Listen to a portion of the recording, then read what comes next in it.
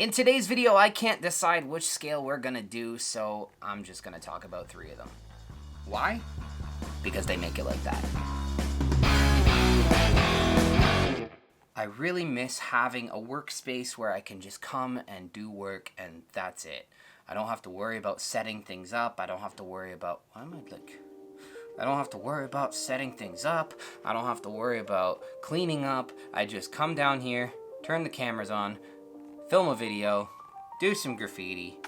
Sometimes I don't even turn the cameras on. I just do the graffiti, do the weathering, do the trains, do all the things, and then I just leave.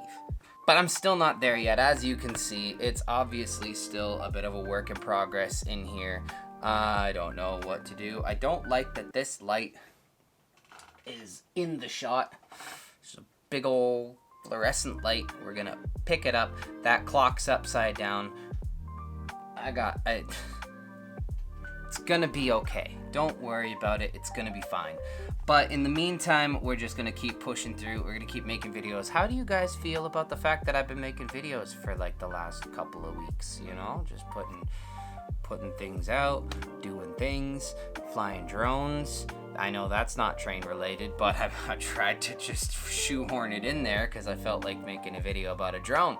But I know that sometimes, as someone getting into the hobby, you have trouble deciding which scale you want to work on. And there are a lot of factors that go into that sort of thing, whether it be space or cost or availability. And I'm here to talk to you about 3 different scales today. The reason I'm only talking about three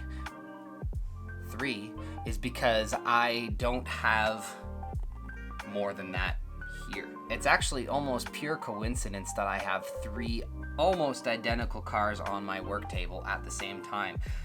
I'm sure you guys remember this one. I did this recently in a video, and it was just sitting here on my work table, and I happened to reach out and I got myself some O scale. That's pretty, it's close, you know. It's a shorter version of the same car, but they're both CP, both hoppers. I mean, I thought, okay, within arm's reach, as an N scaler myself, I must have the same car. And I do. And so we're gonna talk about all 3 of these scales. This is N scale.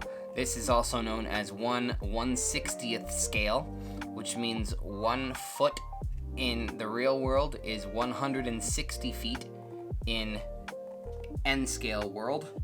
And this is the scale that I model because it is the best. But this car is pretty common for graffiti, especially in model railroad land because of the smooth sides. Easy to get your pencil lines on there. The first thing I'm gonna do, like always, but not always, but most of the time, I'm gonna tape off the road numbers. I do that because a lot of people like to do operation, a lot of people like to do switching sessions, and it's just easier that way. Once I weather it, it peels off. It almost looks like it's been repainted, like a patchwork job, things like that. It's pretty cool. But I do that most of the time, keeps everybody happy, and it looks prototypical. After that, I go in with my pencil line, making sure everything looks kind of nice. I did this one pretty much off the top of my head, and I thought it was ironic to pick the smallest scale that I have and write the word huge, because why not? I went back in with an ultrafine Sharpie. It's one of my favorite things to use for line work. Sometimes I use a calligraphy pen to get some super ultrafine lines, but to be quite honest, I'm still setting things up and I can't find my calligraphy pen. I found the ink, but I can't find the pen. I don't know where it is. So, I'm gonna be organizing my tool kit, all of my paint markers and things. I got them in these bins that fit in a little pack out. It's not the Milwaukee pack out. We'll get into it. I plan on making a video about it, and we'll check it out so you can see what my kit looks like for doing graffiti and weathering and all of that fun stuff. I did the outline first on this because sometimes with ultrafine Sharpies, it's kind of difficult to do the outline after the paint has gone down. A lot of times it scratches the paint off, and I wanted to just get it done in an efficient way. So I did the outline and I did the 3D effect first, and then I went in with some paint markers. I did this really cool 3-color effect with paint. Started out with my pink. Pink is not my favorite color, but I will say it does pop when you're doing graffiti. And I feel like that's a reason why a lot of graffiti artists in the real world use vibrant colors like teals and pinks. And we'll get into teal and pink once we get to the O scale.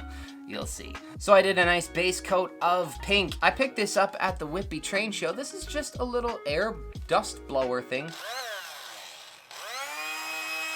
It's just for blowing dust off your keyboard or things like that. It's just battery powered, and I could have used a hairdryer, but they're loud, they're hot, they're corded. This is cordless. It just tosses into my little kit, my aforementioned graffiti kit that I'm gonna make a video about hopefully soon. And it blows the paint nice and dry, nice and quick. Only takes a few seconds. And then I'm ready to put on my next coat, which was a nice little magenta.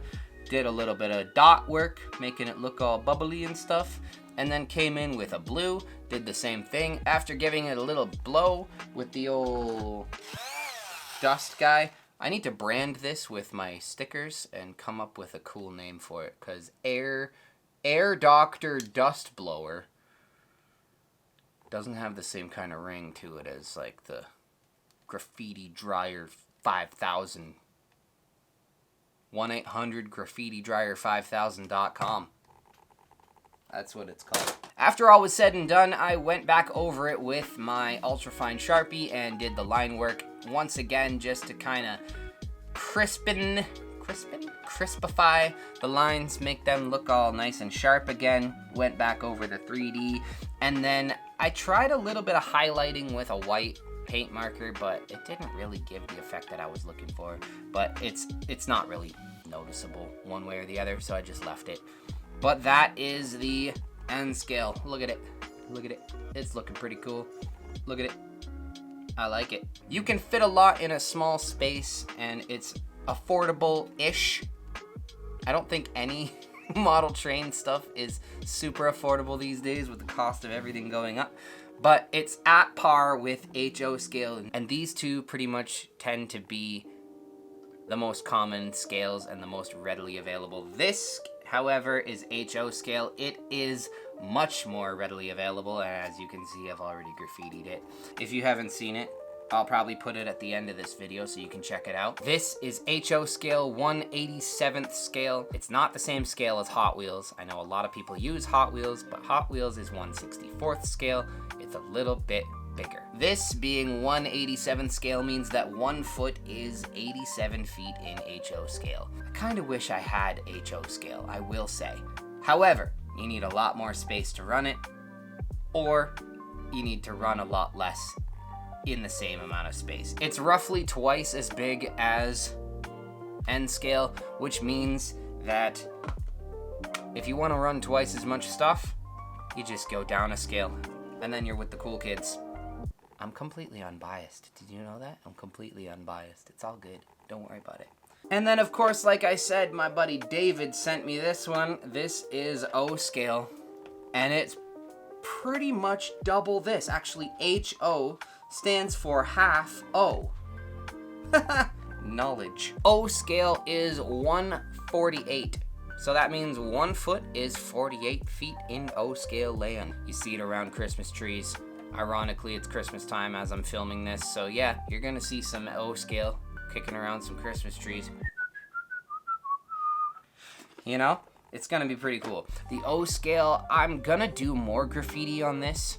I plan on kind of doing the 4 tiers of graffiti on this one. I took some photos of it now, and I'm gonna keep layering on top before I do the weathering on this one. But this one, I just did a nice little simple piece. I did WST, which of course stands for the World Snooker Tour, because I'm a huge snooker fan, and I think it's kind of cool. It's pretty much the same process, rinse and repeat. Tape off the road numbers, pencil outline. With this one, I didn't do the ultrafine Sharpie first, and I kind of regretted it. I just did a nice dark pencil line and then went in with my paint markers, but I still think that it looks pretty cool. I didn't want a crisp black line anyway on this one. I like how the outline turned out, where it's a little bit more muted, and I love the color palette with the teal and with the blue in the 3D and the pink bubblies that are just popping right off the car, like I said before.